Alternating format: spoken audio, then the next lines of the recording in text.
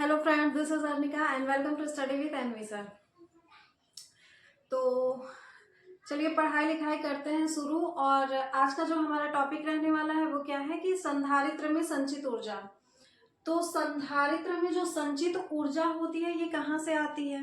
भाई उसको जो हम लोग आवेश देते हैं वही आवेश देने में जो किया गया कार्य होता है, मतलब जो आवेश देते हैं वो उसमें क्या होता है, ऊर्जा के रूप में संचित रहता है। ठीक है, ये सब तो हम लोग चर्चा कर चुके हैं, इस पे कोई आज हमारा विशेष डिस्कशन नहीं होने वाला है। आज हमको देखना क्या है कि संधारित्र में जो ऊर्जा होती है उसका मान कितना होता है। तो अगर चाहे हम बात कर लें गोलीय चालक की या बात कर लें हम समांतर प्लेट संधारित्र की, जैसा कि हमने बताया था कि गोलीय चालक जो था वो बेकार तो हमारा था, लेकिन गोलीय चालक की में ऊर्जा कितनी होती है उसका भी मान हमको देखना है। और अगर हमारा गोलीय चालक बेकार था तो उसकी जगह काम पे हमने क्या लेके आया था, समांतर प्लेट संधारित्र को। तो समांतर प्लेट संधारित्र में संचित ऊर्जा का मान कितना होता है ये भी हमको देखना है। तो सबसे पहले दोनों में ऊर्जा का मान तो समान ही होता है, तो एक में हम करेंगे और एक में आप लोग करेंगे। ठीक है, तो आज जो हम लोग पढ़ेंगे वो ऊर्जा हमारे किस में रहने वाली है, गोलीय चालक में। शुरू किससे हम करते हैं, गोलीय चालक की बात हम करते हैं कि जो संधारित्र में संचित ऊर्जा है वो किसमें, गोलीय चालक में कितनी होती है। ठीक है, तो चलिए शुरू करते हैं। जब बात गोलीय चालक की हो रही है तो हम सबसे पहले एक गोलीय चालक का निर्माण करेंगे, और इस गोलीय चालक का हमने निर्माण अगर कर लिया है तो इसकी कोई ना कोई त्रिज्या होगी। इसको हमने दे दिया है त्रिज्या को नाम कैपिटल आर। हमने बना लिया एक गोलीय चालक जिसकी त्रिज्या कैपिटल आर है। इस चालक को हमने क्या किया है, आवेशित कर दिया है। इस चालक को हमने कर दिया है आवेशित। तो शुरू में तो इसका आवेश हमारा क्यों रहा होगा, क्यों, क्योंकि हम यहाँ पे क्या लेके आ रहे हैं, अनंत से dq आवेश को लेके हमको आना है। ठीक है, तो अनंत से dq आवेश को लाने में जो पहले किया गया कार्य है हम उसको निकालेंगे, उसके बाद उस कार्य का मान कितना होता है ये हमको देखना है। ठीक है, तो जब हम अनंत से dq आवेश को लाएंगे तो कुछ ना कुछ कार्य करेंगे। पहले तो यहाँ पे कोई आवेश नहीं था, तो शुरू में हम एक आवेश को ले आके यहाँ बैठा दिए। फिर बाद में जब हम और आवेश को लाना शुरू करते हैं तो यहाँ पे उपस्थित जो पहले से आवेश था वो क्या करेगा, जो हम लेके आएंगे उसका विरोध करेगा, और उसी विरोध में हमें क्या करना पड़ेगा, कार्य करना पड़ेगा। ठीक है, उसी कार्य का हमको मान निकालना है। ये कार्य हमको तब तक करना है जब तक इस गोले पे जो आवेश है वो कैपिटल क्यू ना हो जाए। ठीक है, ये कार्य हमको कब तक करना है, जब तक कि यहाँ का आवेश कैपिटल क्यू ना हो जाए। इतनी बात समझ में आई। इसके लिए कुछ कंडीशन होगा। मान लेते हैं कि शुरू में जब हम कार्य नहीं कर रहे हैं तो हमारा टाइम 0 है, और अगर हमारा t = 0 है तो यहाँ पे जो हमने कोई आवेश नहीं लेके आया है इसका मतलब आवेश भी क्या होगा, शून्य होगा। यानी कि जब t = 0 होगा तो q = भी 0 होगा। अब अगर q = 0 है तो जो विभवांतर का मान होगा वो कितना होगा, वो भी शून्य होगा, क्योंकि हमने बताया था कि जो विभवांतर होता है और आवेश होता है दोनों आपस में एक दूसरे के अनुक्रमानुपाती होते हैं। यानी कि जिस हिसाब से आवेश बढ़ेगा उसी तरह से विभवांतर भी बढ़ेगा। तो जब आवेश शून्य है तो विभवांतर भी शून्य होगा। ठीक है, अब बात कर लेते हैं धारिता की। धारिता हमारी कितनी रहने वाली है, अगर t 0 है, q 0 है और विभवांतर भी 0 है तो धारिता कितनी रहने वाली है। यहाँ पे कुछ लोगों के माइंड में तुरंत से आ गया होगा कि जब सभी 0 है तो धारिता भी 0 होगी, पर ऐसा बिल्कुल नहीं है। क्यों नहीं है, क्योंकि जब हमने बताया था कि विभव और ये जो आवेश है ये दोनों एक दूसरे के समानुपाती होते हैं, तभी हमने ये भी बताया था कि धारिता पे इन दोनों का प्रभाव नहीं पड़ता है। यानी तो धारिता पे किसका प्रभाव पड़ता है, हमने बताया था कि वो माध्यम की प्रकृति पे निर्भर करती है। ठीक है, और विमाओं पे निर्भर करती है। तो जब धारिता पे आवेश और विभव का कोई फर्क नहीं आता है तो इन दोनों के शून्य होने से धारिता पे कोई अंतर नहीं आएगा। इसका मतलब जो धारिता हमारी थी वही रहेगी हमेशा। ठीक है, ये हमारी पहली कंडीशन हो गई। अब मान लेते हैं कि हम क्या कर रहे हैं, इसको कुछ time t is equal to हमने t ले लिया, यानी कि अब शुरू कर दे रहे हैं, टाइम की शुरुआत हो चुकी है। तो पहले हमने जो आवेश की बात किया है अभी वो कितना है, स्मॉल q है। तो जब स्मॉल q हमारा क्या हो गया, आवेश हो गया है, तो जो यहाँ पे विभवांतर होगा, विभवांतर का मान कितना होता है, q अपॉन c होता है। तो अभी हमने कितना आवेश दिया है, स्मॉल q, तो स्मॉल q अपॉन हो जाएगा धारिता, ये हो जाएगा विभवांतर का मान। और यहाँ पे भी हमारी अगर धारिता की बात कर लें तो धारिता हमारी कितनी रहने वाली है, c रहने वाली है। ये कार्य हमको कब तक करना है, अनंत तक करना है। यानी कि मान लेते हैं अगर समय का मान कितना हम पहुंच गए, अनंत तक, यानी बहुत लंबे टाइम के बाद जब इस गोलीय चालक पे जो आवेश हमको q आवेश तक पहुंचना था, जब हम पहुंच गए हैं, यानी कि अब जो हमने आवेश दिया है वो कितना हो गया है, कैपिटल Q। क्योंकि अभी हमने कहा है कि इस गोले को तब तक आवेशित करना है जब तक कि इसका संपूर्ण आवेश कैपिटल Q ना हो जाए। तो जो आवेश है वो कैपिटल Q हो गया। और ऐसा कब होगा, बहुत टाइम के बाद, यानी कि धीरे धीरे क्या होगा, हम एक एक आवेश को लेके आते जाएंगे। इसलिए यहाँ पे हमने t इज इक्वल टू कितना करा है, इनफाइनाइट किया है। अब जो हमारा विभव होगा, अब हमने आवेश को अगर कैपिटल Q कर लिया है तो जो विभवांतर है वो कैपिटल Q अपॉन C हो जाएगा, इसमें कोई डाउट नहीं होना चाहिए। धारिता के लिए फिर से वही बात कि बेचारे तो ये बदलने वाली नहीं है, ये तो C ही रहने वाली है। ठीक है, क्लियर है इतना कि जब t इज इक्वल टू हमने लिया है 0, तो शुरू में जो आवेश था वो ये चालक आवेशित ही नहीं था, यानी कि हमने इसको आवेश देना शुरू ही नहीं किया था, ये तब की बात हो रही है। तो जब आवेश नहीं है इस पे तो कोई विभवांतर भी नहीं काम करेगा, क्योंकि हम जब इसको आवेशित करेंगे विभवांतर तभी आएगा। तो यहाँ पे विभवांतर भी नहीं है, लेकिन जो धारिता है उसका मान कितना होगा, c होगा। फिर हम टाइम को थोड़ा बढ़ाते हैं, यानी कि अब हम पहुंच गए हैं t तक, t सेकंड तक पहुंच गए हैं। तो जो आवेश है वो कितना हो गया है, q हो गया है। तो विभवांतर का मान होता है q अपॉन c, और जो आवेश है वही आवेश लेंगे और अपॉन धारिता हो जाएगी। फिर जब हम ये आवेश को करते हैं कैपिटल Q, क्योंकि संपूर्ण आवेश हमको कैपिटल Q तक लेके जाना है, तब ये प्रोसेस जो है वो बहुत टाइम के बाद होने वाला है, क्योंकि हम धीरे धीरे आवेश को लेके आएंगे। तब जो वहां पे विभवांतर का मान होने वाला है, वो जो आवेश हम जहां तक पहुंचे हैं वो अपॉन धारिता हो जाएगी। ठीक है, यहाँ तक तो सबको समझ में आ गया होगा। अब क्या करते हैं हम कि इस गोले को जो हम dq आवेश दिए हैं, यानी कि जो पहले थोड़ा सा आवेश दिए हैं, यानी कि जब आवेश का मान हमारा थोड़ा सा था, तब वो आवेश देने में किया गया कार्य कितना होगा उसका मान पहले निकाल लेते हैं। यानी कि हम क्या कर रहे हैं कि गोले को dq आवेश देने में किया गया बाह्य कार्य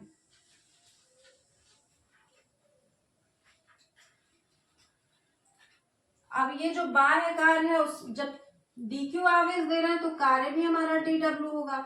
ये बाह्य कार्य हम कह रहे हैं तो हम इसको बाह्य कर देते हैं। ठीक है, कार्य बराबर हमको पता है कि विभवांतर इंटू क्या होता है, आवेश होता है। तो विभवांतर तो v है, विभवांतर तो v है, और जो आवेश है वो हम कौन सा आवेश लेके आ रहे हैं, dq आवेश लेके आ रहे हैं। तो जब हम थोड़े से आवेश की बात कर रहे थे, यहाँ पे जो हमारा कंडीशन लागू होगा वो ये वाला कि जब हम थोड़े से आवेश की बात कर रहे हैं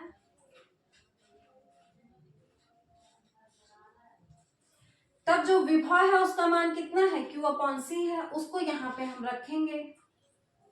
ये हो जाएगा q upon c into dq। ये क्या आ गया, dw बाह्य, यानी कि dq को लाने में जो हमने बाह्य कार्य किया है उसका मान हो गया इतना। अब बाह्य कार्य हमने छोटे से आवेश के लिए देख लिया। अब हम क्या देखते हैं, जब हमने क्या कर दिया है, आवेश q कर दिया है, तब जो कार्य होगा। यानी कि अब हम क्या करेंगे कि अब आवेश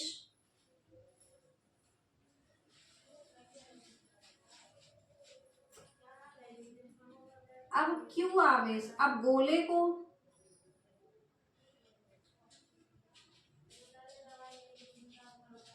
Q आवेश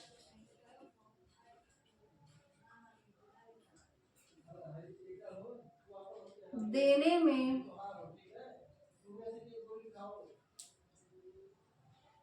किया गया बाह्य कार्य, ठीक है। तो जो हमने थोड़ा सा कार्य किया था उसी का समाकलन कर देंगे, यानी कि इस बार जो W बाह्य आएगा वो क्या आएगा, समाकलन ऑफ dW बाह्य के आएगा।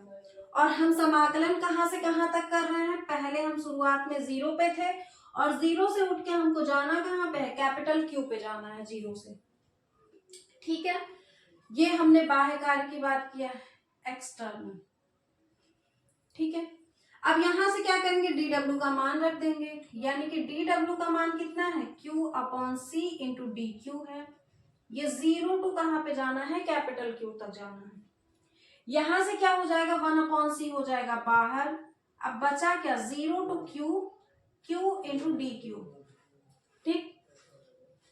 हमने बताया है कि अगर हम x का समाकलन करते हैं dx के सापेक्ष तो इसका जो मान आता है वो आता है x² आता है। क्यों, क्योंकि x पावर n+1/n+1 ये फॉर्मूला निकलता है। n मतलब क्या होता है, घात होता है। इस पे जब कोई घात नहीं है तो एक की घात है, तो वही प्रोसेस यहाँ पे बन रहा है, जो x dx है वही प्रोसेस बन रहा है q इंटू dq का। तो हम क्या करेंगे कि जब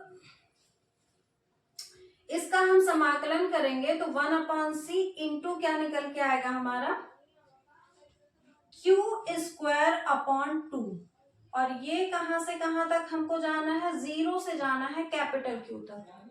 अब हमको पता है कि पहले ऊपर वाले का मान लिखा जाता है, यानी कि ये हो जाएगा कैपिटल Q², और जो है 1/2 को ले लेंगे बाहर, और -0 का स्क्वायर। ये 0 का तो कोई मतलब है नहीं। अब क्या करना है, ये किसका मान आ रहा है, W बाह्य का मान आ रहा है, यानी कि जो हम Q आवेश देने में बाह्य कार्य कर रहे हैं उसका मान कितना निकल के आया, 1/2C इंटू Q²। इसको हम इस तरह भी लिख सकते हैं, हाफ Q²/C, ये W एक्सटर्नल, ठीक।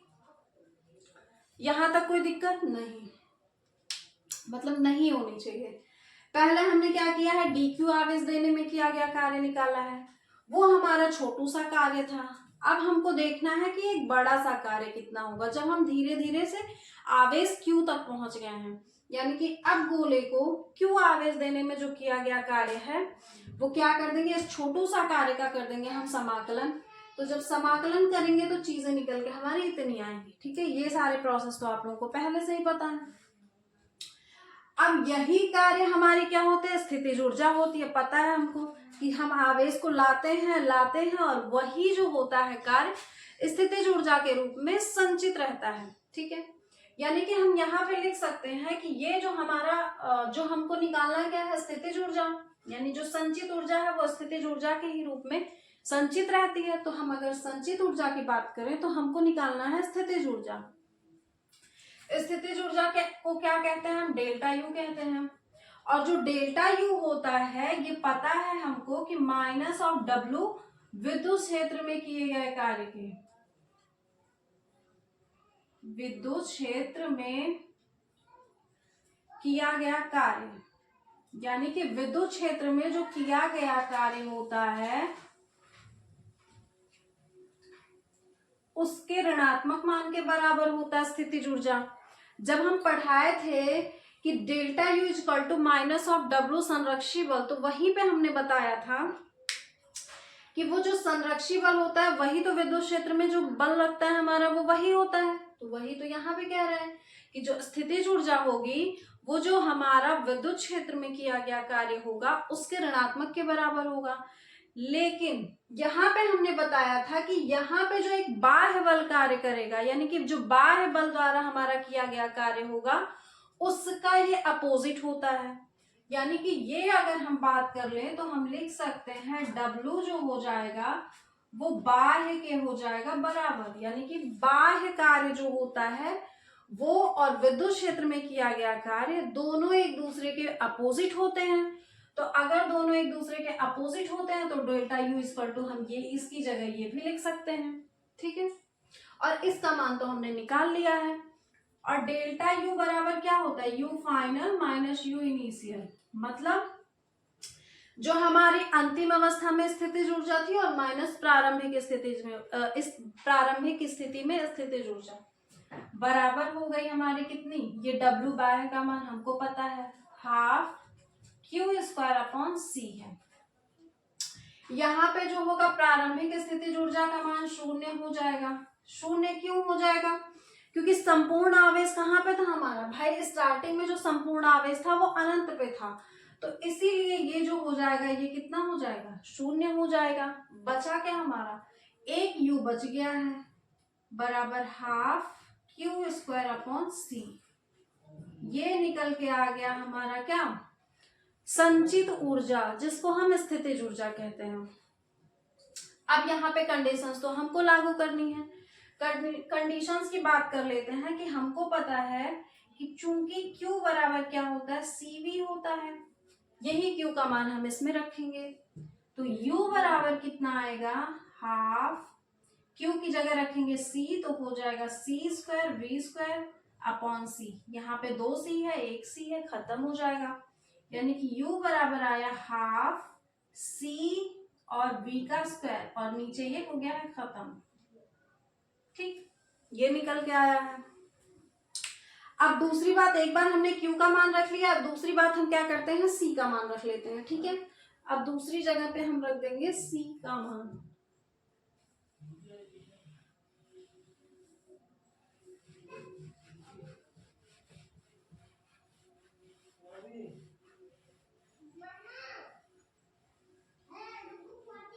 चलो देखते हैं क्या।